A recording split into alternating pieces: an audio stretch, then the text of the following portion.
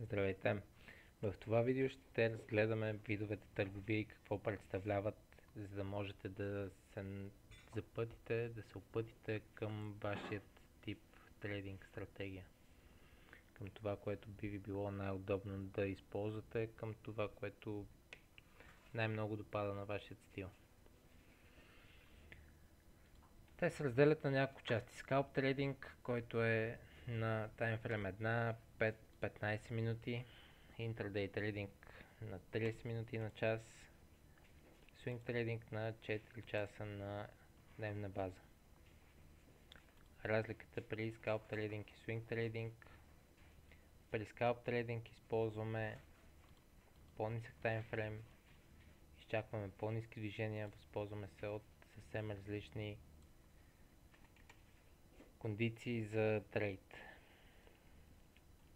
При скалп трейдинга се възползваме от ордер блокове, при свинг трейдовете се възползваме от support резистенция.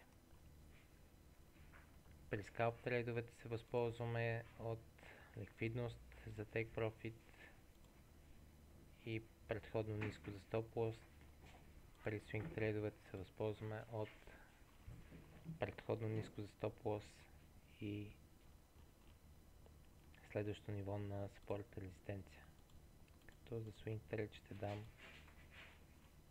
като пример Тесла. При Тесла, както можем да видим, не съм много сигурен какво се случва с чартовете ми в момента и защо не ми излизат чартовете, но пък без значение. При Тесла това, което можем да видим, перфектно. Сега ако излезе и другата част от чарта, ще бъде супер.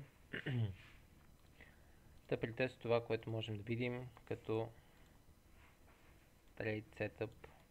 Вчера говорихме за него по време на стрима.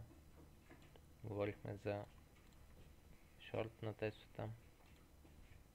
След брейкдаун имаме глава ремене. При свинг трейда трябва да разпознаваме патърни, трябва да разпознаваме support резистенция, трябва да сме запознати с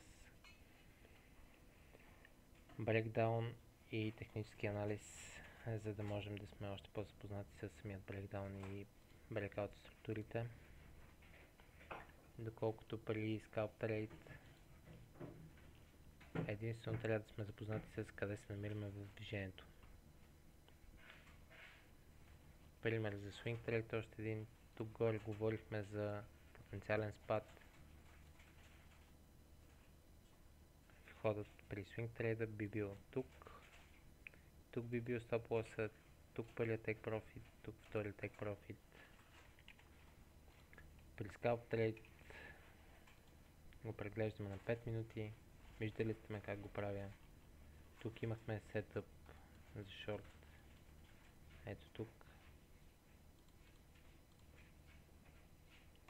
Тук ни беше сетъпа, това ни беше take profit-а. Като аз дори излязох на 6 на 8 на втори take profit тук. Или всъщност беше тук. И излязох тук. Нещо от сорта беше самият скалп. Но се възползваме от ордер блок. Както казах, не се възползваме от support и резистенция, тъй като тук очакваме доста по-малки движения. Това е ордер блок, това е ордер блок. Имали сме потвърждение на ордер блока за резистенция. Тук също има ордер блок. Всъщност тук е бил трейдер. Спомням си го, че беше някъде тук. И имам потвърждение за този ордер блок. Потвърждение, че се държаме. Както виждате, получаваме change of character. Към момента няма да си смуквам някакви измислени трейдове назад от историята, от пръстите. По-скоро ще кажа за тези, които са гледали трейдинг стримовете, можете отново да гледат трейдинг стримовете за кондициите за скалп трейд. За свинг трейд говорим вечер на технически анализ. Свинг трейд и скалп трейд са две много различни неща. Отново благодаря за гледането.